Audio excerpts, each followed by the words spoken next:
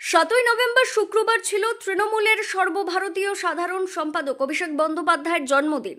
আর সেই উপলক্ষে বীরভূমের অন্যতম সতীপীঠ কঙ্কালীতলা মন্দিরে পুজো দেন বীরভূম জেলা পরিষদের সভাধিপতি কাজল শেখ। একই সাথে রাজ্যের মুখ্যমন্ত্রী মমতা বন্দ্যোপাধ্যায়ের নামেও পুজো দেন তিনি। 38টি পুজোর ডালি নিয়ে পুজো দেওয়া হয় কঙ্কালীতলা মন্দিরে। অভিষেক বন্দ্যোপাধ্যায়ের জন্মদিনকে সামনে রেখে স্বেচ্ছায় রক্তদান শিবিরের আয়োজনও করা হয় কঙ্কালীতলা মন্দির প্রাঙ্গণে। 38 জন রক্তদাতাই রক্তদান শিবিরে এসে রক্তদান করেন। পাশাপাশি 38টি কেক কেটে জন্মদিন পালন করা হয় অভিষেক বন্দ্যোপাধ্যায়ের। এসবের পাশাপাশি অভিষেক বন্দ্যোপাধ্যায়ের জন্মদিন উপলক্ষে শুক্রবার আরও বেশ কিছু আয়োজন করা হয়েছিল কাজল শেখের নেতৃত্বে তৃণমূলের তরফে। যেমন কঙ্কালীতলায় 2000 জনকে খাওয়ানো দাওয়ানোর আয়োজন করা হয়েছিল। কঙ্কালীতলা ছাড়াও মানুষের 5টি মসজিদে জুম্মার নামাজ পড়তে আসা মানুষদের বিনামূল্যে খাওয়ানো দাওয়ানোর বন্দোবস্ত করা হয়েছিল। কাজল শেখ জানান, সবই অভিষেক বন্দ্যোপাধ্যায়ের জন্মদিন উপলক্ষে আয়োজন করা হয়। দেখুন, আমাদের কাছে এর থেকে বড় খুশির খবর, আনন্দের খবর আর কিছু হতে পারে না।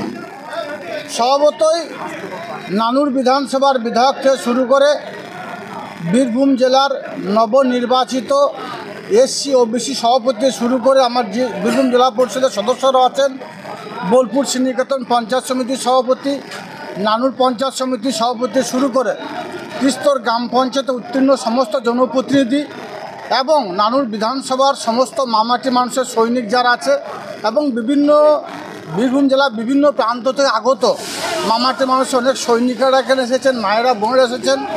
তারা সকলে মিলিতভাবে সংঘবদ্ধভাবে আজকে আমাদের যুবরাজ অভিষেক বন্দ্যোপাধ্যায়ের জন্মদিনটা পালন করলেন।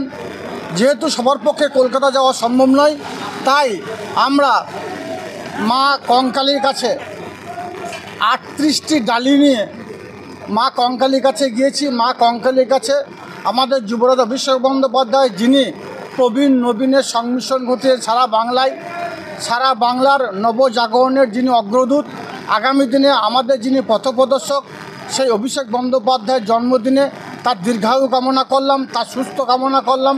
সঙ্গে সঙ্গে আমাদের মাননীয় মুখ্যমন্ত্রী মাননীয় মমতা বন্দ্যোপাধ্যায়, যিনি পিছিয়ে পড়া বাংলাকে এগিয়ে নিয়ে গেছেন, একের পর এক 95টি জনমুখী প্রকল্প বাস্তবায়িত করে বাংলার মানুষের মনের মণিকোঠায় পৌঁছে গেছেন, সেই মাননীয় মুখ্যমন্ত্রী মাননীয় মমতা বন্দ্যোপাধ্যায়ের দীর্ঘায়ু কামনা করলাম, সুস্থ কামনা করলাম।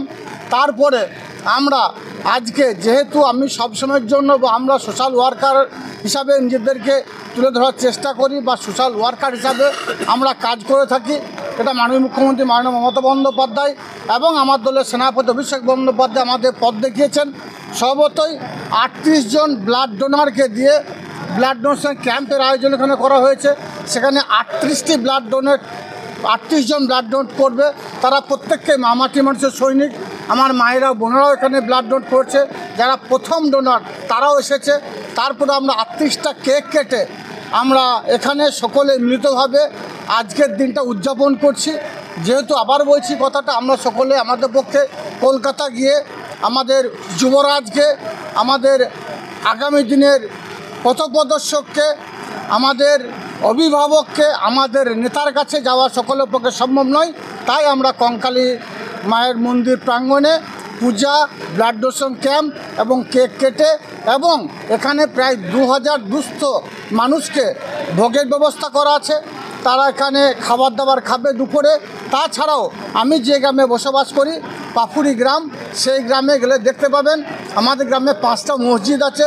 5টা মসজিদের জুম্মার দিনে যারা জুম্মার নামাজ পড়তে আসবে প্রত্যেককেই খাওয়ানো হবে আজকের যুবরাজ অভিষেক বন্দ্যোপাধ্যায়ের জন্মদিন উপলক্ষে।